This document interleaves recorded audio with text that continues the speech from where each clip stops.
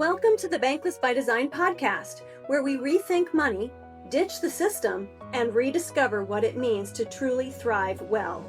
I'm Tricia Miller, mom of 7, financial coach, and founder of Thrivewell. Around here, we believe wealth is more than numbers. It's about freedom, stewardship, and building a legacy that lasts. If you're ready to challenge the norm and take back control of your financial life, you're in the right place.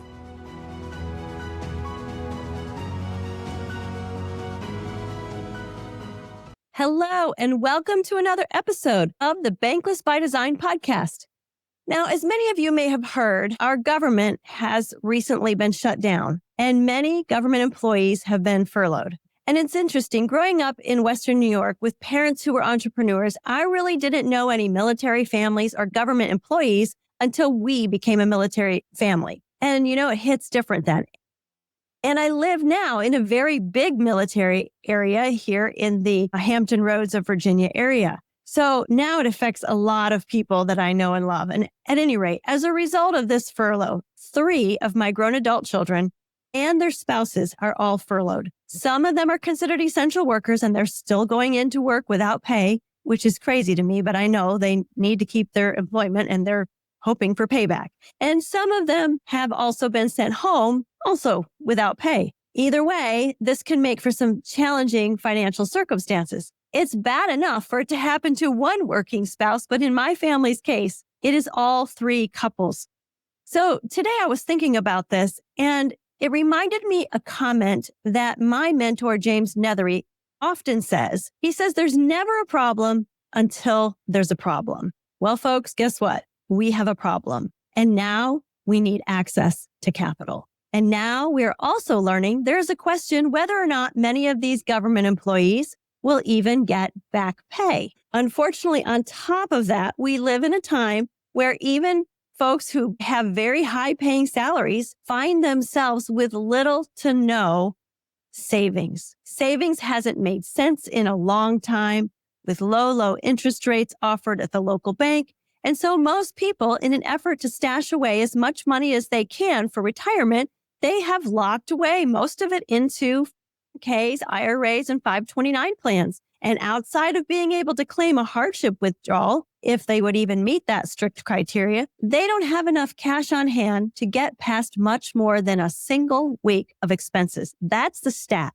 Beyond that, most people are in trouble. So let me ask you, do you have extra cash that you can access easily in your savings or checking account or anywhere else? And if you do, how long would that last you? This is when we really find out how much control we have over our financial situation. Now, if you're not one of these government employees facing this, well, maybe this is a prime opportunity for you to step back and consider what it would be like to actually step into their proverbial shoes, if you will, and ask yourself, what would happen to me in this situation? I think it's always a good opportunity, even if this isn't happening to you and it's not affecting you directly, to think about that. Well, fortunately, a couple of my kids are in the process of becoming their own banker. They have started their own policies and they do have some access to capital. And quite frankly, they are probably better off than most of their peers. And even if they don't have very much there yet because they have just started, they also have a mama who's been capitalizing a system for a while. And you can bet I'm not going to let them go hungry. There is access to capital in the family for this very purpose. This is truly why I designed and got involved in this in the first place.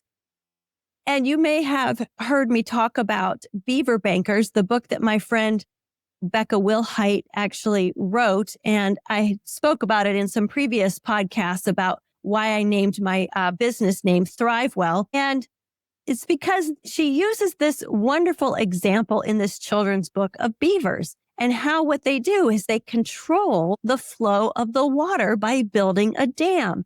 And they can turn a river into a pond where they now have an environment in which they can be protected from predators. And they also have everything that they need to not only survive, but to thrive. Well, this is exactly the same idea as the infinite banking concept. And this is what she talks about in this book. Because when we participate in the infinite banking concept and become our own banker, it allows your family to do the exact same thing, to have that provision when it is needed the most. We don't have to go to a bank and beg for a loan. We don't have to beg to borrow against our 401k, or you can't actually borrow against it. We don't have to go to beg to borrow from our 401k or take a hardship withdrawal, even if we would qualify. We don't have to be beholden to someone else's authority and to their rules in order to access the funds that we might need in a crisis. In fact, in a crisis, banks are less likely to lend to you than any other time. That's often when they close their doors to you. Still, even if they lend you those dollars that you need in case of a government furlough, or like in times like when we were in the pandemic with COVID, and they do some special programs to lend to people in need, whatever it might be, the fact of the matter is that he who owns the gold still makes the rules. And you can be sure that they are going to determine if you can have access to capital, how much you can have access to, when you will pay it back, how much that payment will be, what the terms of that payback will be. Mark my words, it is so much better to have access to your own capital and control over it. And this is exactly what the infinite banking concept is designed to do for you. And let me just add one other thing for my current clients.